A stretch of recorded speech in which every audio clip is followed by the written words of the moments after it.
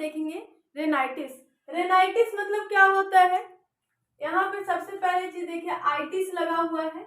Itis मतलब क्या होता है, इन्फ्लामेशन होता है।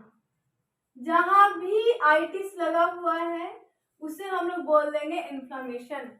ये किसका इन्फ्लामेशन होगा, नोज का। नोज का जो मेम्ब्रेन है, म्यूकस मेम्ब्रेन है, उसका इन्फ्लामेशन हो जाना, उसी को बोलते हैं रेनाइटिस। अब ये म्यूकस मेम्ब्रेन होता कहाँ पे है, नोज पे है। नोज के पास होता है तो कुछ इस तरह से डायग्राम जाएगा, तो यहाँ पे ओपनिंग होता है, नोज का ओपनिंग यहाँ पर है। यहाँ से जो कैनाल जाता है कुछ इस तरह से जाता है और लास्ट में जाके यहाँ थोरैक्स के पास आके मिल जाता है। थोरैक्स से होते हुए थोरैक्स कैविटी में जाता है, यही होता है। यहाँ से बकल कैविटी भी आता है, ये आगे जाके फिर दोनों मिक्सअप हो जाता है इपिग्लास्टिक से होते हुए। इपिग्लास्टिक क्या होता है, दोनों के बीच का कवरिंग होता है। यहाँ तक क्लियर हुआ। म्यूकस मेम्ब्रेन क्या होगा, इसी को बोलते हैं नोज का। नोज का म्यूकस मेम्ब्रेन है, किसका है,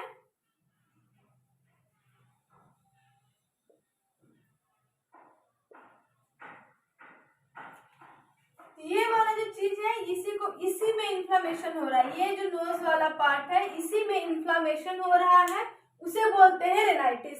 अब ये कॉज दो तरह से होता है, एक होता है एक्यूट, एक होता है एक्यूट और नेक्स्ट होता है क्रोनिक होता है। एक्यूट कहने का मतलब हुआ कि इन्फ्लामेशन हुआ विद इन 2 मंथ 3 मंथ वो रिकवर हो गया, उसे बोलेंगे एक्यूट। लेकिन जो लंबे टाइम तक चला जा रहा है, वो इन्फ्लामेशन काफी लंबा टाइम लिया है रिकवर लेने में, तो उसे हम लोग क्या बोलेंगे, क्रोनिक बोल रहे हैं।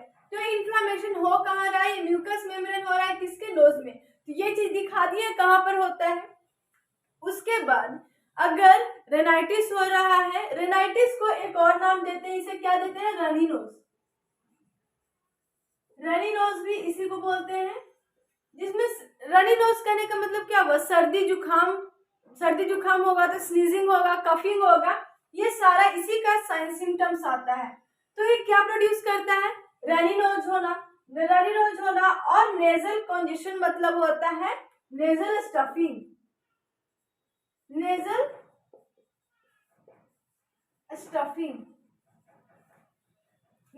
कॉन्जेशन मतलब होता है नेजल स्टफिंग, मतलब नाक पूरा भरा भरा सा महसूस होगा, भारी महसूस होगा, उसी को बोलते हैं नेजल कॉन्जेशन।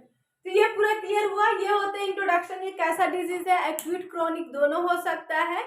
कितना रिकवर करने में कितना टाइम लिया उस पर डिपेंड करता है। इसका दूसरा नाम रनी नोज है, लास्ट में आइटिस लगा, इसलिए इसे इन्फ्लामेशन बोलते हैं। बाय डायग्राम इसे हम लोग समझ गए कि इसका लोकेशन कहाँ होता है, डिजीज कहाँ पर कॉज हो जाता है।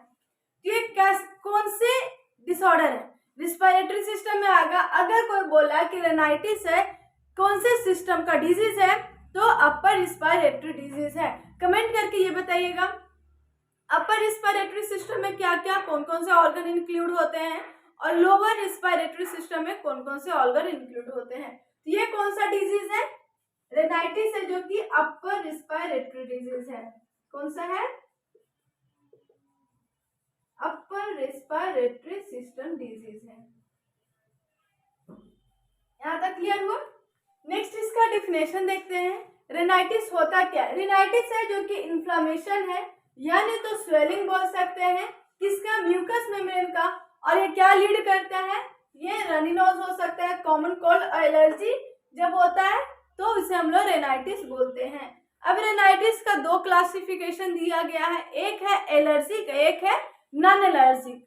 एलर्जिक में क्या होता है, कोई पोलन ग्रेन हुआ, किसी पोलन ग्रेन के टच में गए हो या डस्ट के टच में गए हो, कुछ वैसे एलर्जिकल सब्सटेंस के टच में अगर गए हो, कांटेक्ट में गए हो, तो मुझे एलर्जी हो रहा है, तब स्नीजिंग हो रहा है, कफिंग हो रहा है, रनी नोज हो रहा है, तो उसे क्या बोलेंगे, एलर्जिक रेनाइटिस। लेकिन जो नॉन एलर्जिक रेनाइटिस क्या होता है, इसमें टेम्परेचर का वेरिएशन होता है, या नहीं तो सबसे कॉमन चीज क्या होता है, जो नोज का जो ब्लड वेसल्स होते हैं वो इनलार्ज हो जाते हैं, स्वेलन आउट हो जाते हैं, तो नॉन एलर्जिक रेनाइटिस वो शो करता है। उसमें भी होता है कि जो नोज, यहाँ हमारे नोज का ये ब्लड वेसल्स है, यहाँ पे अगर इन्फ्लामेशन शो कर दिया तो स्नीजिंग देखने को मिलेगा, तो हम लोग नॉन एलर्जिक रेनाइटिस बोलेंगे, क्योंकि उसे कोई भी ऐसा एलर्जी के कारण नहीं हुआ है, उसे एक साइन सिम्टम शो किया है जिससे स्नीजिंग हम लोग को लास्ट प्रोडक्ट लीड दिखने को मिला है, तो कोई एलर्जिक नहीं है। बॉडी का फिजिकली चेंज हुआ है किसी वजह से, टेम्परेचर वेरिएशन के कारण भी ब्लड वेसल का इन्फ्लामेशन हो सकता है, ह्यूमिडिटी चेंज हो रहा है, इन्वायरमेंट चेंज हो रहा है, ये सारे किस में आएगा, नॉन एलर्जिक राइनाइटिस में आ गया। यहाँ तक क्लियर हो। नेक्स्ट हम लोग एलर्जिक और नॉन एलर्जिक है दोनों को डीपली में जान लेते हैं, दोनों क्या होता है। एलर्जिक होता है जो कि हम लोग डस्ट के एक्सपोजर में गए, किसी एलर्जिक पार्टिकल्स के कांटेक्ट में गए हैं, तो ये एलर्जी अगर शो कर रहा है, स्नीजिंग हो रहा है, तो हम उसे एलर्जिक बोलेंगे। अगर usually after exposure to dust, danger मतलब क्या होगा, वो पेट से एनिमल जो होते हैं ना, पेट से एनिमल का हेयर, ये सब से भी हम लोग को एलर्जी होता है। किसी किसी को जो डॉग का हेयर फॉलिकल्स होते हैं उसके कांटेक्ट में भी अगर गया तो उसे एलर्जी शो करता है, तो इसमें वो चीज आएगा। और सर्टेन सीजनल पोलन ग्रेन होते हैं, किसी किसी को मैरीगोल्ड से काफी ज्यादा उसे एलर्जी शो करता है। मैरीगोल्ड हो गया, रोज से भी होते हैं, और फिर जो ब्रिंजल होते हैं उसके पोलन से काफी ज्यादा होते हैं। वो सारे पीपल अगर उस सब्सटेंस के, उस एलर्जिक सब्सटेंस के कांटेक्ट में गए, तो अगर रनी नोज स्नीजिंग अगर शो कर रहा है तो उसे हम लोग एलर्जिक रेनाइटिस बोलेंगे। नॉन एलर्जिक रेनाइटिस काफी ज्यादा कंफ्यूजन होता है, यहाँ पे क्लियर से समझिएगा आप लोग। नॉन एलर्जिक रेनाइटिस होता है जिसमें इन्वायरमेंटल फैक्टर होता है, इसमें कोई भी सब्सटेंस से कोई लेना देना नहीं है, इसमें इन्वायरमेंटल फैक्टर होता है। अगर टेम्परेचर में काफी ज्यादा वेरिएशन हुआ, ह्यूमिडिटी में काफी ज्यादा वेरिएशन हुआ, या नहीं तो एक्सपोजर गए, नॉक्सियस फ्यूम मतलब पॉइजनस या नहीं तो टॉक्सिक बोल सकते हैं, जिसमें हम लोग का हो गया स्मोकिंग हो गया। स्मोकिंग जो लोग करते हैं उससे जो धुआं निकलते हैं उससे काफी लोग को एलर्जी रहता है, उसे क्या बोलते हैं, नॉक्सियस फ्यूम बोलते हैं। यहाँ तक क्लियर हुआ। उसके बाद है हार्मोनल इम्बैलेंस। हार्मोनल इम्बैलेंस सबसे ज्यादा कब कब देखने को मिला जाता है, during pregnancy, menstruation periods, and जब मैच्योर फेज में रहते हैं, जब हम लोग मैच्योर हो रहे होते हैं, प्यूबर्टी एज हो रहा होता है उस टाइम, या नहीं तो लास्ट एक होता है कॉन्ट्रासेप्टिव पिल्स जब यूज किया जाता है, तो हार्मोनल इम्बैलेंस काफी ज्यादा होता है, तो उसके कारण भी फीवर होता है। जैसे मेंस्ट्रुअल साइकिल जब स्टार्ट होता है उस टाइम खत्म हुआ, अगर प्रेगनेंसी कंसीव किया है तो टेम्परेचर हाई हो जाता है, during menstrual period temperature low रहता है। ये सारा क्या हुआ, हार्मोनल इम्बैलेंस के कारण ये सारा साइन सिम्टम्स देखने को मिलता है। उसके बाद जब प्रेगनेंसी कंसीव किए हुए रहते हैं तो उस टाइम बॉडी टेम्परेचर 2 सेल्सियस ज्यादा होता है as compare to normal body temperature. उसके बाद जब कॉन्ट्रासेप्टिव पिल्स लेते हैं तो जो फर्स्ट टाइम ले रहे होते हैं, जो काफी यूथ लोग होते हैं, जैसे 14 से 15 साल में ही जो कॉन्ट्रासेप्टिव पिल्स लेना स्टार्ट कर देते हैं, यूज करते हैं, उन्हें फीवर, स्नीजिंग, वोमिटिंग, ये सब सारा साइन सिम्टम्स देखने को मिलता है। ये सारा कुछ हार्मोनल इम्बैलेंस में आता है। दोनों चीज क्लियर हुआ।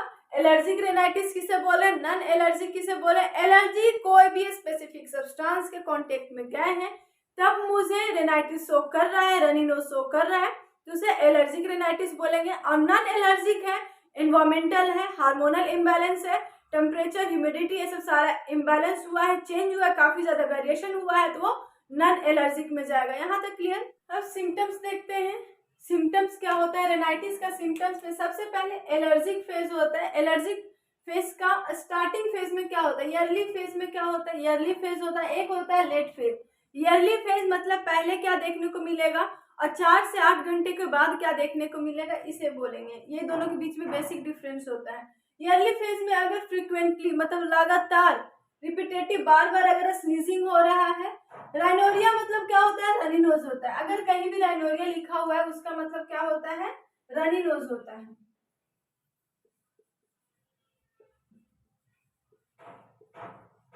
साइंटिफिक वर्ड है राइनोरिया। उसके बाद नेजल कॉन्जेशन, नेजल स्टफिंग जिसे बोलते हैं, ये भी साइंटिफिक वर्ड है। नेजल स्टफिंग इसका वर्ड का मतलब होता है। उसके बाद होता है पुराइटिक। पुराइटिक मतलब होता है इचिंग। नेजल कॉन्जेशन स्टफिंग हो गया। प्यूराइटिक का मतलब क्या होता है, इचिंग होता है। आई, ईयर, नोज, थ्रोट ये जनरली फैटिक हो जाते हैं, मतलब थके हुए महसूस करते हैं। इसका मतलब क्या होगा, अगर बार बार स्नीजिंग हो रहा है, बार बार फ्रिक्वेंटली स्टफिंग हो रहा है, नोज बार बार जाम हो जा रहा है, तो क्या होगा, भारीपन एक महसूस होगा। रनी नोज हो रहा है, बार बार स्नीजिंग हो रहा है, कफिंग हो रहा है, रनी नोज हो रहा है, नेजल स्टफिंग हो रहा है, अगर वहां से बार बार म्यूकस इस टाइम काफी ज्यादा थिक नहीं थिन होता है म्यूकस, अगर रेगुलर स्नीजिंग हो रहा है, रनी नोज हो रहा है, तो उस टाइम जो म्यूकस सिक्रेट होगा काफी ज्यादा थिन होता है, और उसी को थिन होने के कारण ही प्यूराइटिक होता है। इचिंग होने का कारण यही होता है कि वो काफी ज्यादा वो थिन होता है। उसके बाद चलते हैं लेट फेज। लेट फेज कब से कब होता है? 4 से 8 घंटे बाद काफी ज्यादा साइन सिम्टम्स देखने को मिलेगा।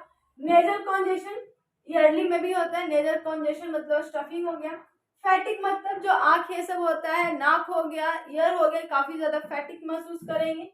उसके बाद विजिंग होगा। विजिंग एक आवाज सुनाई देता है, विजिंग साउंड होता है। ये क्या है? विजिंग एक साउंड है। जब सर्दी होता है तो एक गड़गड़ाहट सी आवाज आता है, उसी साउंड को हम लोग विजिंग साउंड बोलते हैं। आई टीयरिंग मतलब होता है आंख से आंसू आगा। अगर बार बार सर्दी हो रहा है, बार बार रनी नोज हो रहा है, तो आई से भी टीयरिंग स्टार्ट हो जाता है। उसके बाद डार्क सर्कल अंडर द आई, काफी लंबे टाइम तक अगर रनी नोज रहा तो अंडर आई डार्क सर्कल हो जाएगा, साइन सिम्टम्स है। शॉर्ट थ्रोट हो जाएगा, गला खसखस कर रहा होता है, और जब नाक भरा हुआ है, म्यूकस मेम्ब्रेन बार बार सिक्रीट आउट हो जा रहा है, तो स्मेल कैसे करेगा? और कहीं कहीं जो टेस्ट होता है, जब तक स्मेल अच्छा नहीं होगा, टेस्ट भी हम लोग अच्छे से जज नहीं कर पाते हैं। कभी देखिएगा, अगर नाक को बंद कर दिया जाए तो हम लोग ये भी नहीं पता कर सकते हैं कि नींबू कौन है और संतरा कौन है। नींबू और संतरा में डिफरेंस हम लोग कब पता कर पाते हैं? जब हम लोग का नोज है जो कि वर्क कर रहा होता है। तो ये टेस्ट और स्मेल दोनों एक दूसरे पर डिपेंड होता है। उसके बाद हेडेक भी हो सकता है। पफी आईलिड, पफी मतलब क्या होता है? स्वेलिंग। पफी मतलब क्या होता है? स्वेलिंग हो जाना। आईलिड में स्वेलिंग देखने को मिलेगा। अगर रनी नोज है तो आई, नोज, ईयर तीनों एक दूसरे से कनेक्टेड है। कहीं एक अफेक्ट होगा तो ये तीनों कहीं ना कहीं अफेक्ट करेगा। ये चीज हमेशा याद रखिएगा। ये अगर 3 डिजीज पढ़ रहे हैं, कभी भी ईएनटी बोल सकते हैं, आई, ईयर, नोज, थ्रोट से सब पढ़ते हैं, तो जो साइन सिम्टम्स में कुछ कुछ कॉमन देखने को मिलेगा। कुछ जैसे आई टीयरिंग हो गया, टेस्ट हो गया, स्मेल हो गया, डार्क सर्कल हो गया, ये सारे हैं जो कि नोज प्रॉब्लम में भी है और आई प्रॉब्लम में भी देखने को मिलता है। इसके बाद देखते हैं डायग्नोस्टिक इवोल्यूशन। अगर ये रेनाइटिस डिजीज हुआ है तो कैसे कैसे हम लोग उसे डायग्नोस करेंगे? सबसे पहले स्किन टेस्टिंग करेंगे। जो एलर्जिक रिएक्शन जो हो रहा है, उस बॉडी में एलर्जी, नोज का म्यूकस मेम्ब्रेन में जो एलर्जी शो कर रहा है, उसका स्किन टेस्टिंग करेंगे। उसके बाद इम्यूनोग्लोबिन टेस्ट करेंगे। इम्यूनोग्लोबिन भी कौन सा? ई इम्यूनोग्लोबिन। ई इम्यूनोग्लोबिन ही टेस्ट क्यों करेंगे? जब एलर्जी रिएक्शन हो रहा होता है, एलर्जी अगर बॉडी में हो रहा है, तो इम्यूनोग्लोबिन ई ही है जो कि रिस्पॉन्ड करता है उस एलर्जी से फाइट करने के लिए। जो एंटीजीन आता है उससे फाइट यही करता है, यही एंटीबॉडी बना के भेजता है, इम्यूनोग्लोबिन ई भेजता है। अगर इम्यूनोग्लोबिन ई का अमाउंट ज्यादा देखने को मिलता है बॉडी में, तो पता चल जाता है कि कोई एलर्जिक है जो कि मेरे बॉडी में आया हुआ है।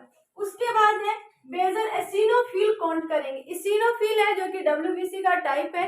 ये भी होता है कि फाइट करने में, जो भी फॉरेन पार्टिकल्स आते हैं उससे फाइट करने में एसिनोफिल ही हेल्प करता है। उसके बाद रेडियोग्राफी। रेडियोग्राफी है जो कि स्ट्रक्चरल एबनॉर्मलिटी है, उसको देखा जाता है।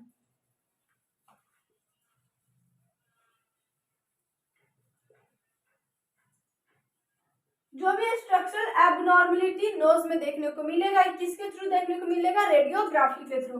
उसके बाद सीटी स्कैन करेंगे नोज का, एमआरआई करेंगे नोज का। उसके बाद नेजल साइटोलॉजी। नेजल साइटोलॉजी मतलब उसका जो भी स्ट्रक्चर है उसके हम लोग स्टडी करेंगे। लॉजी मतलब स्टडी, सेल मतलब, साइटो मतलब होता है सेल, नोज का हम लोग पूरी तरह से स्टडी करेंगे।